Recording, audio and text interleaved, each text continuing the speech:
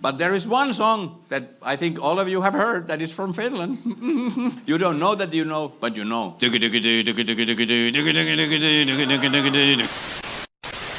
Today we are ranking the albums of Amorphis, starting with the Karelian Isthmus in 1992.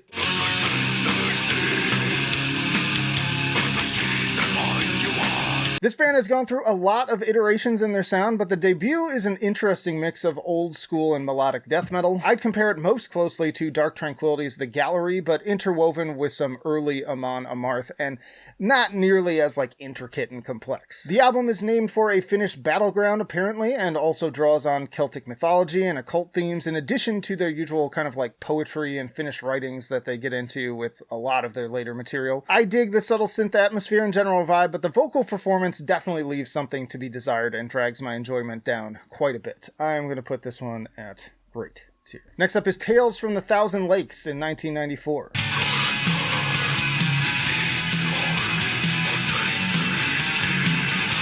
This is based on the Finnish national epic poem Kalevala. Another great atmospheric intro here with Thousand Lakes before getting a little doomy and gloomy with Into Hiding. This was considered an album that was pretty important to the melodeath movement and also marks the increased focus on synths and clean vocals, which add more dynamics to shake up the issues I was having with the previous album. Honestly though, it's all the instrumental moments and additional instrumentation that gets me the most on this record. I love the opening piano intro with the reverb-heavy production, just hauntingly beautiful stuff. Then there's the Castaways with that folky flute-like sound, Black Winter Day, and does anyone else notice that the riff from Magic and Mayhem is basically just in Agata Davida?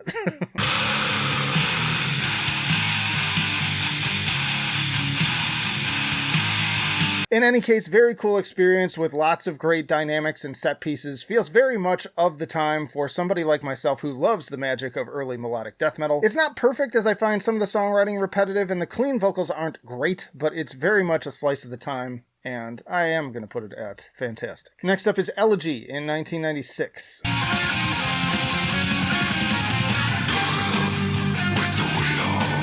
Moving to a majority clean vocals with new vocalist Pasi Koskinen, and while in many cases I'd be mad at a band for going in that direction, I think that this style suits the music better here, which is much more straight up progressive metal with lots of 70s influences. There are still some death vocals, but they're used sparingly, and as a result I think they come out stronger than they did on the previous record.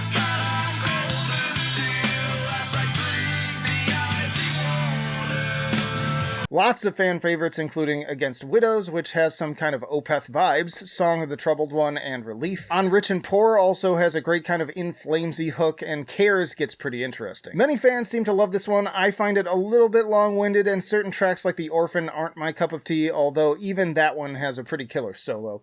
I'm going to put this one at great tier. Again, many would probably put that higher. Which, a reminder, put your own rankings down below. This is just my opinion. I say that every single time just for the new viewers here because somebody always gets mad for no reason. Also, if you're enjoying the video so far, hit the like button. But next up, we have Tuonela in 1999.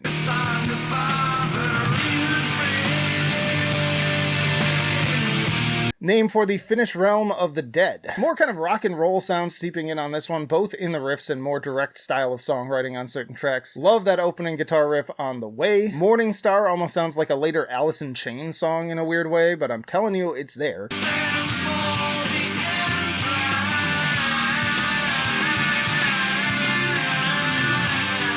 And honestly, unlike a lot of other tier lists I've done for bands that have taken this turn, they actually pull it off. There are some more boring moments, but I quite enjoy the exotic sounds and continued prog elements of Nightfall and the more aggressive head bob of Greed. Withered is also good, and I like the flute on Rusty Moon, so yeah, not bad, not the best either. I'm going to put this one at good tier. This isn't my favorite era of their sound, but I've come to appreciate it more with time. Next up is Am Universum in 2001.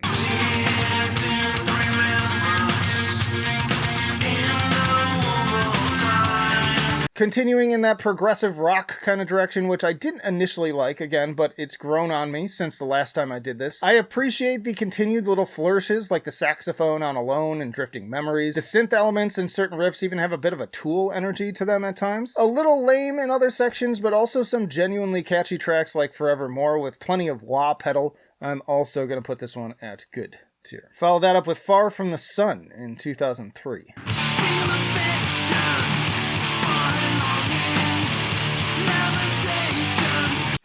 really suck! Now, unfortunately, this one kind of jumps the shark for me in terms of that style. I give it some credit in that there are more neat, exotic sounding parts and organ that woven into this particular style actually remind me a little bit of like Led Zeppelin's later work, but not enough to save the album. Evil Inside even nearly borders on butt rock. Yeah, I'm putting this one down at okay. On Metal Storm, it's definitely by far the lowest rated record too, and I understand why. But next up is Eclipse in 2006.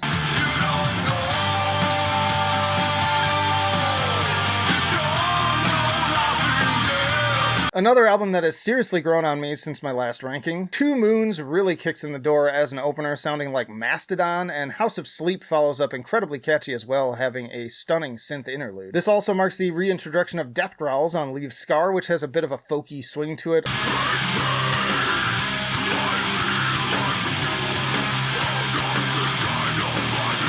Also very much enjoy Percole, The Fire of the God, and The Smoke. Massive improvement and a major grower, even if it's still not one of my favorites. Lots of Insomnium energy sprinkled on this one too. Its first half is better than the second, I would say, but I would put this one kind of higher up on good tier. Then we got Silent Waters in 2007.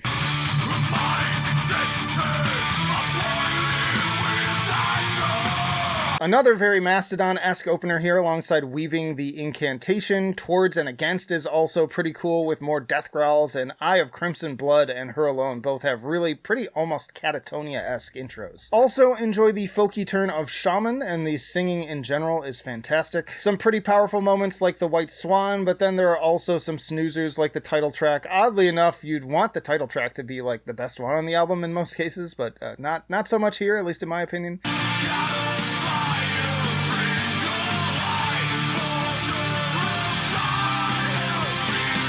Chalk it up a little bit to my personal preferences here because I'm just not as into that sort of Catatonia sound, and I guess it really doesn't help that I'm just not into the like slower, doomier stuff in general. But more objectively, outside of that, I can see why people seem to enjoy this one quite a bit. And it is another step up for sure from those last three, like in a pretty profound way. The songwriting and performances are really solid, especially in comparison.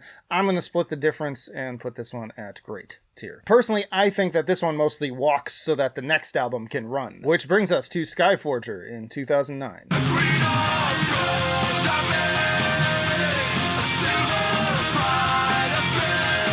Man, do I love this cover, and it really captures the vibe of the music too. Like, if that last album was a good step up, this is a huge leap forward back into what I really want from these guys. It sort of picks up where that last record left off, but then continues to evolve and improve their sound in a big way. Big progressive opener with Sampo, love the drumming and Tool-esque guitar solo, lots of great songs in general, mixing a folky atmosphere with progressive songwriting. I like Silver Bride, From the Heaven of My Heart, Sky Is Mine, which has some great use of delay effect on the main hook, Majestic Beast with its very enslaved sounding synths, and the downright triumphant title track. Very consistent record.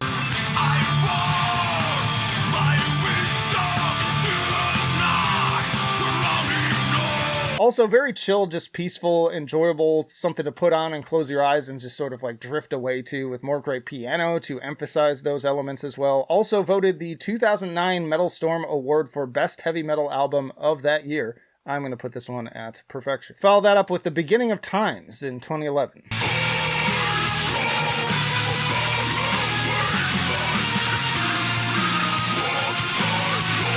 The Egg album is what I've come to call it over time. Another record that feels very much like it's continuing kind of in a series at this point. Battle for Light borders on going full-on folk metal, which definitely appeals to my taste. Very epic song that also gets pretty heavy at times. More gorgeous piano interplay with the guitar on the very lush-sounding Mermaid, though I don't love the vocals on that one.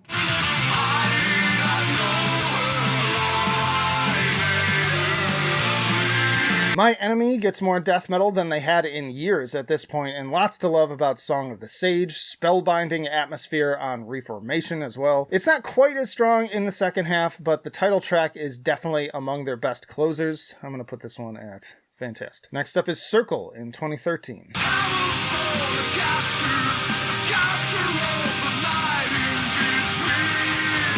Shades of Grey is another one of their best songs to date. Just stunning, heavy, massive, like everything you want out of these guys all together in one place. Then you've got other super high points here too, like the banging, fun and folky Narrow Path, chugging, symphonic Hopeless Days, and both death metal and flute-infused Nightbird song. Also enjoy the Wanderer and kind of 80s power ballad piano of Into the Abyss.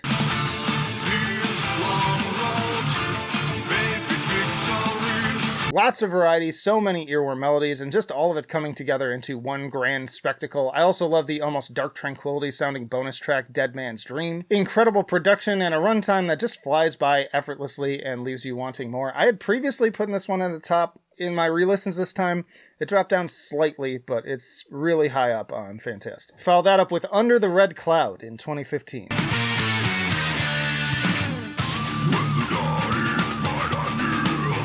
Another spectacular album with more of those melodic death metal elements coming back to the forefront on excellent tracks like Bad Blood in particular. This again balanced with the more lofty atmosphere, thanks apparently in part due to recording in a peaceful place in the countryside. The result definitely feels like kind of a part 2 of the previous album, though one arguably on the heavier side without losing any of the dynamics in the process. I think in many ways it's also a bit better. Like that diversity I was talking about just goes nuts here while still keeping a consistent overall experience. There's even a freaking sitar on Death of a King, which is only one of the many elements that makes that an easy like top 10 Amorphis song as well.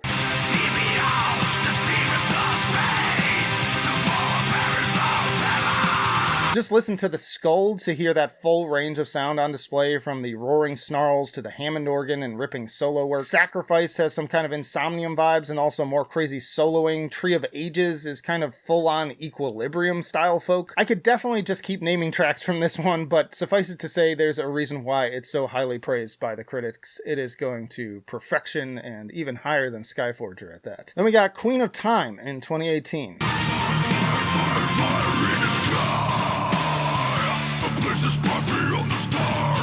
Another strong opener in the B, even if something about it feels a little bit different in spirit from the previous records, but this is a song and an album that has been a major grower as well. Message in the Amber, and maybe even more so, Heart of the Giant, bring incredible guitar leads, choir, and synth elements worthy of like Nightwish or Epica. Love the vocal performance and guitar melodies on Daughter of Hate, getting a little Evergrey from this one, but with some pretty explosive harsh vocals and a ripping saxophone solo too.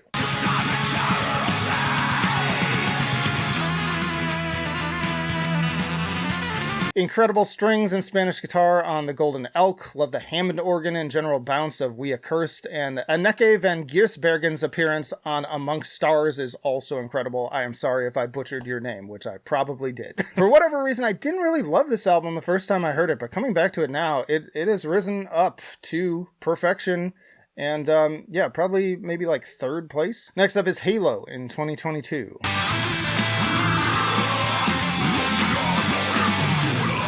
Yet another strong opener in Northward, seeming to blow like a wind over the mountaintops, in addition to offering up another killer Hammond organ solo. I am obsessed with the guitar hook from On Dark Waters, more killer folky energy, giving a little Elovedi this time. Killer vocals and sitar on this one too. Also love the Moon with its proggy kind of Tool-esque riffs and soaring chorus.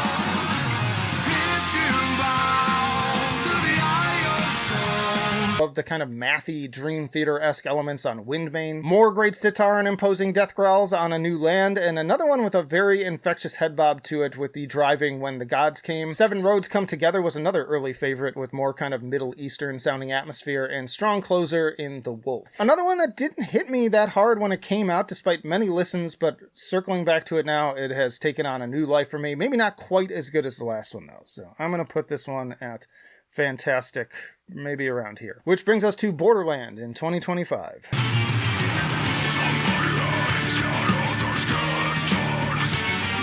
Solid opener in The Circle. Love the delay effect on the guitar, but I don't find myself connecting as much with this one. And as much as I dig the atmosphere on Bones, it doesn't hit quite as hard for me as Seven Roads did, despite being kind of similar in many ways. I also find myself listening to tracks like Fog to Fog, The Strange, and Tempest, and just feeling like I'm hearing a lesser rehash of ideas they'd already done better in the past. On the plus side, Dancing Shadow is very catchy and uplifting, and similarly, I can really drift away with Light and Shadow.